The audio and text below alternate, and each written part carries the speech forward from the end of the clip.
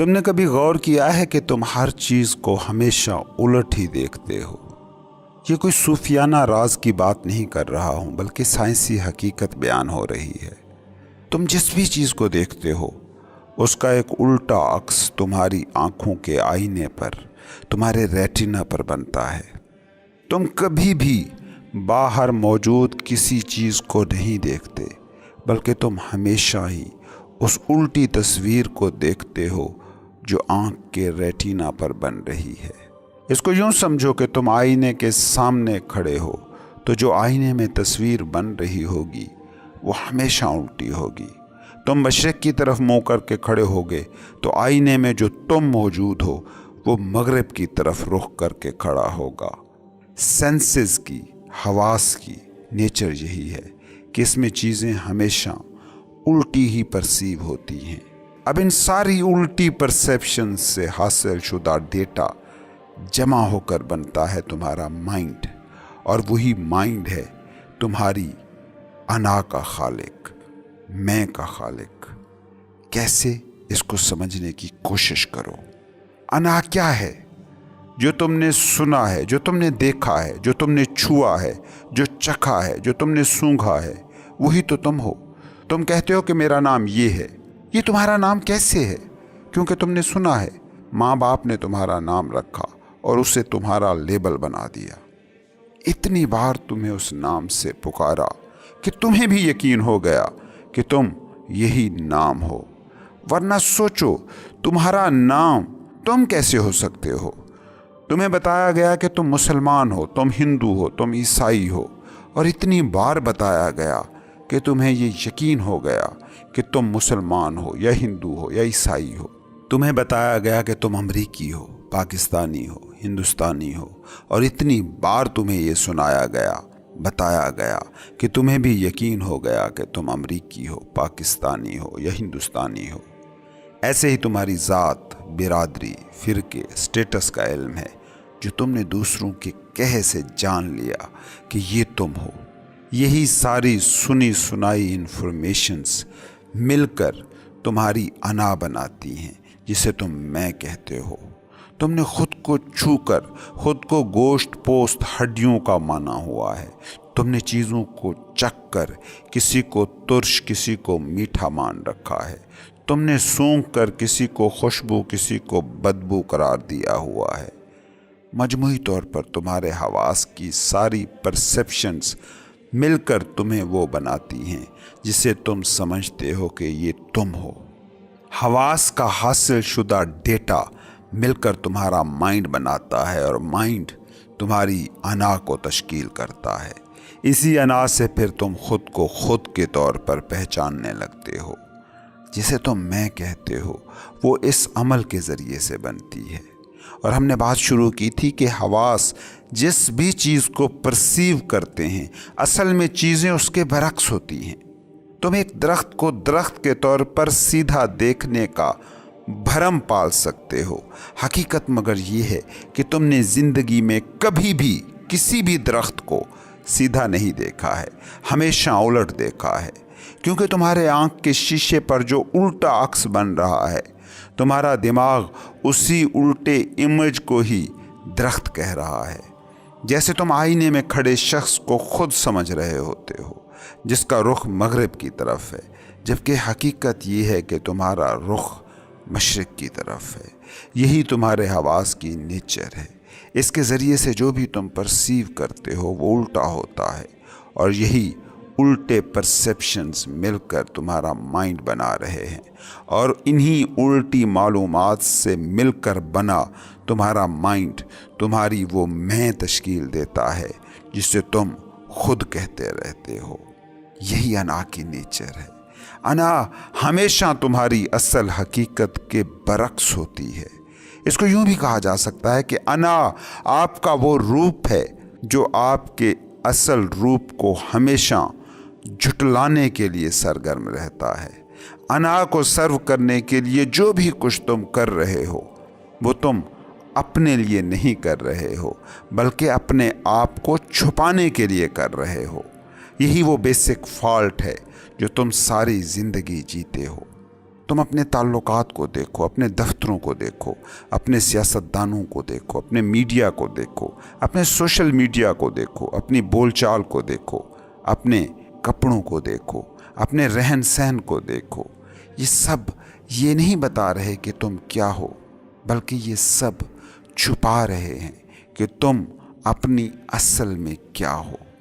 तुम जब किसी महफिल में जाते हो और अपना बेहतरीन सूट, बेहतरीन खुशबू, बेहतरीन जूते निकाल कर पहनकर साफ सुथरे करके जाते हो, सोचो क्या कर रहे होते हो। तुम जो हो उसके मुकाबले में कुछ और होकर उस महफिल में जाते हो, ताकि जो हो वो तुम्हें लोग ना देख सकें। तुम जो घर में पहनते हो वो पहनकर ऑफिस क्यों नहीं जाते? पार्टियों के लिबास और घर के लिबास में ये फ़र्क क्यों है? तुम पार्टी में वो क्यों नहीं बन के जाते जो घर में तुम सारा दिन बने रहते हो? तुम्हारी अना की इसी नेचर को तो टीवी, अखबारों के इश्तिहारात एक्सप्लॉइट करते हैं। इसी तरीके से तो बड़ी बड़ी कंपनियां अपना बिजनेस चलाती हैं। ये कंपनियां तुम्हारी बसीरत की रोशनी में अपनी प्रोडक्ट्स नहीं बनाती, बल्कि तुम में मौजूद इस बेसिक फॉल्ट को जहन में रख कर ये चीज़ें तैयार की जाती हैं। तुमने कभी गौर किया है कि जिन्हें अशरफुल मखलूक होने का ज़ोम है, उन्हें कैसे आसानी से धोखा दिया जा सकता है? तुम्हें किसी भी तरह का खाना रंग बिरंगी प्रोडक्शन के साथ खिलाया जा सकता है, लेकिन तुम किसी गाय के सामने कोई भी कीमती बर्गर रख कर देखो, उसे तुम खाने पर मजबूर नहीं कर सकोगे। लेकिन इंसान को कुछ भी खिलाया पिलाया जा सकता है, बस ये बता देना काफ़ी है कि ये कितनी बड़ी कंपनी की प्रोडक्ट है। क्या वो गाय तुमसे कम ज़हीन है कि जिसे पता है कि उसके लिए किस ग़िज़ा में क्या न्यूट्रिशनल वैल्यू है, जबकि तुम जिन्हें ज़हीन होने का दावा है वो हर किस्म की ग़िज़ाएँ ठूंस रहे हैं कि जिसमें कोई भी न्यूट्रिशनल वैल्यू नहीं है। तुम्हारी अना को तुम्हारे जिस्म के तकाज़ों की परवाह ही नहीं है। उसे बस इस बात की परवाह है कि तुम क्या खाओगे तो अमीर लगोगे, मुअज़्ज़िज़ लगोगे, शहरी लगोगे, मुहज़्ज़िब लगोगे। अपने घर में मौजूद चीज़ों की लिस्ट बनाओ और गौर से देखो, इनमें से शायद एक भी चीज़ ऐसी नहीं जो तुम्हारी ज़िंदगी की ज़रूरत हो। ये सब तुम्हारी अना की ज़रूरतें हैं। अना चूँकि इन इट सेल्फ कोई चीज़ नहीं होती, बल्कि ये चीज़ों लेबलों से एक होकर कोई चीज़ बनती है, तो इसकी ताकत चीज़ों में, लेबल्स में छुपी होती है।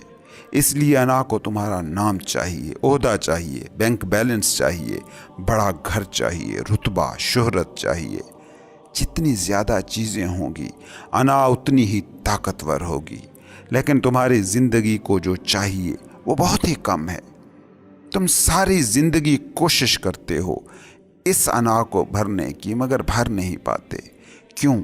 क्योंकि अना की नेचर यही है कि वो एक चीज़ को पा लेती है, कुछ दिन उस पर फूलती है, फ़ख्र करती है और फिर उससे उकता जाती है। तुम बड़ा घर बना लो तो कुछ दिन ही बस उससे लुत्फ़अंदोज़ होते हो और फिर उससे भी बड़ा घर ढूंढने लग जाते हो। इसकी वजह ये नहीं है कि पिछला घर अब नाकाफ़ी हो गया है, बल्कि इसकी वजह बस इतनी है कि अना को अब कुछ और चाहिए जिससे वो चिमट सके। अपनी नौकरियों को देखो, दिल पसंद नौकरी मिल जाए तो कुछ दिन अना बड़ा खुश होती है, फिर वो नौकरी उसके लिए बोझ बन जाती है। फिर अना को या प्रमोशन चाहिए होता है या नई नौकरी। कुछ भी अपनी ज़िंदगी में उठा कर देख लो, उसकी नेचर यही होगी। इस पर कभी तुम गौर क्यों नहीं करते? अना एक ऐसा बेपैंदा बर्तन है जिसे कभी भरा नहीं जा सकता, और तुम इसी अना को भरने की कोशिश में लगे हो। अना को इस कायनात की कोई भी चीज़ कभी नहीं भर सकती। अना का बर्तन चाहे भिखारी का हो या सिकंदर का, इसमें हल में मज़ीद की सदा हमेशा गूंजती रहती है। तुम्हारी अना के फाल्टी होने के लिए क्या ये सबूत काफ़ी नहीं है? अब अगर अना फाल्टी है तो राइट क्या है? वो जो शीशे के सामने खड़ा है वो है राइट। وہ جس نے نام کے لیبل کو قبول کیا تھا، جس نے مذہب، فرقے، قومیت، رنگ، نسل، برادری، اسٹیٹس کے لیبل کو قبول کیا تھا، وہ ہے حقیقت۔ اسے تم روح کہو، اسے تم بینگ کہو، اسے تم ہستی کہو، اسے تم زندگی کہو، یا اسے تم خدا کہو، وہ ہے تمہاری حقیقت۔ اور اس حقیقت تک تم سیدھے پہنچ سکتے ہو، الٹے نہیں۔ انا تمہارا اپوزٹ عکس ہے۔ وہ جتنا بھی اس حقیقت کی طرف جانے کا ڈرامہ رچا لے، وہ ہمیشہ اس سے دور ہوتی جائے گی، کیونکہ وہ کھڑی ہی الٹی طرف رخ کر کے ہے۔ انا تمہارا جہنم ہے۔ یاد کرو قرآن کا وہ قول، جس روز ہم دوزخ سے کہیں گے کیا تو بھر گئی ہے، اور وہ کہے گی کہ کیا کچھ اور بھی ہے۔ سوچو اپنی انا کے بارے میں، کیا اس کی نیچر بھی ویسی ہی نہیں ہے جو جہنم کی نیچر ہے؟ کیا تم چیزوں سے، عہدوں سے، لیبلوں سے، پیسوں سے کبھی بھر پاتے ہو؟ یہ زندگی اگر تمہیں جہنم لگ رہی ہے تو اس کی وجہ بس اتنی ہے کہ تمہاری انا کے برتن میں ہر وقت یہی صدا آ رہی ہے، حل من مزید۔